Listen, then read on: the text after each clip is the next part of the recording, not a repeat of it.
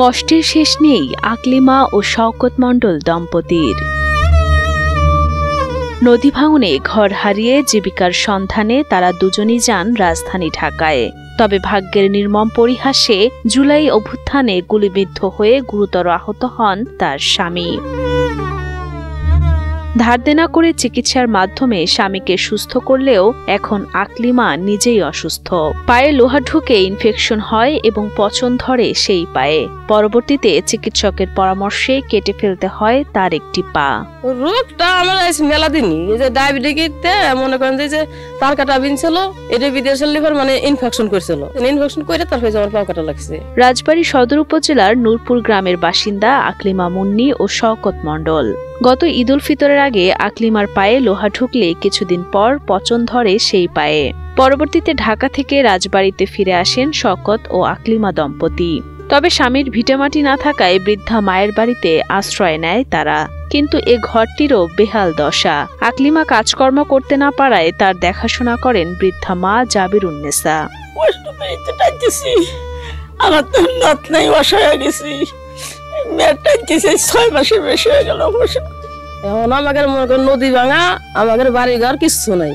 এখন এই যে নইছে যে 6 মাস হলে যাওয়ার বাপের বাড়ি, বাপের বাড়িও কিছু নাই, খালি তুই ঘর খানি, আর কিছু নাই। 4 সন্তান মারা যাওয়ার পর এক মেয়ে বেঁচে থাকলেও সেও কিছুটা মানসিক ভারসাম্যহীন। রিকশা চালক শওকত সারাদিন যা উপার্জন করেন তা দিয়ে কোনো রকমের সংসার চললেও স্ত্রীর জন্য কৃত্রিম পা জোগাড় করার মতো সামর্থ্য নেই তার। এখন আমার ওয়াইফের একটা পা দিলি পারে মানে মোটামুটি ভাবে চলতে পারতাম, রান্না বাড়ি করে দিলি খাইলে আমরা পরিবারের মোটামুটি জীবনযাপন করতে পারতাম আর কি। বাসায় এসে তো রান্না বাড়ি আসলেও দেখি যে নাই, খুবই করুণ অবস্থা আমাদের দিনকাল কাটতেছে আর কি। সমাজের বিত্তবানদের সহযোগিতায় কৃত্রিম পা লাগানো হলে পরিবার নিয়ে আকলিমা ভালো থাকতে পারবেন বলে আশাবাদী স্থানীয়রা। তাই সকলকে এগিয়ে আসার অনুরোধ জানান তারা। এখন সে পারিবারিক যে কার্যক্রম সেগুলো কিছু করতে পারে না। ওনার একটা মেয়ে আছে, মেয়েটা আসলে পাগল, মানসিক রোগী। সে পাবনাতেও ছিল, এখন নিয়ে আসছে, মানে ফ্যামিলিতে দেখার মতো কেউ নাই বা কাজ করে দেওয়ার মতো, রান্নাবাড়ি করে দেওয়ার মতো কেউ নাই।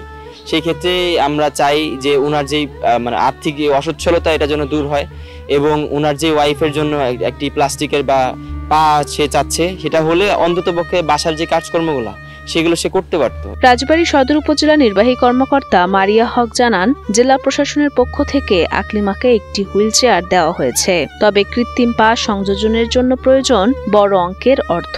ডিএসআর পক্ষ থেকে ইতিমধ্যে তাকে একটা হুইল চেয়ার দিয়ে দেওয়া হয়েছে, কিন্তু তার আসলে হুইল চেয়ার দিয়ে তার চলাচল করতে অসুবিধা হয়। তার একটা পা হলে খুবই ভালো হয়।